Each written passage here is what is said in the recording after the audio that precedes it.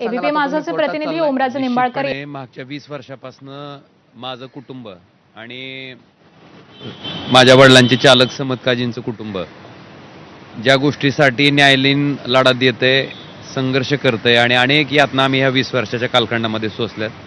मला वाटतं ज्यांच्यामुळे ही वेळ आमच्यावर आली त्या गुन्हेगारांना शिक्षा व्हावी हीच अपेक्षा आहे. आणि आजच्या निर्णयाकडं जी तारीख आज मान्य कोर्टानं राखीव करून ठेवलेली आहे, निश्चितपणे न्याय देवता न्याय करेल ही अपेक्षा आहे. राज्य कुठेतरी असं सांगितलं जातं की कुठेतरी राजकीय ह्याच्यामुळे तुमचा ही जी केस आहे ती पुढे ढकलली गेली, नाही तर न्याय तुम्हाला मिळाला असता. हे तथ्य आहे का? हा न्यायालयीन प्रक्रियेचा भाग आहे. पण तथ्य नाहीये म्हणजे नाही.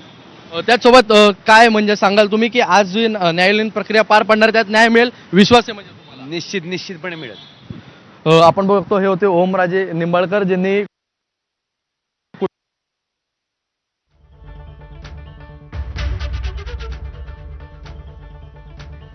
तर आम्हाला 20 वर्षांपासून न्यायाची अपेक्षा आहे, अशी नुकतीच प्रतिक्रिया ओमराजे निंबाळकर यांनी एबीपी माझाशी बोलताना दिलेली आहे.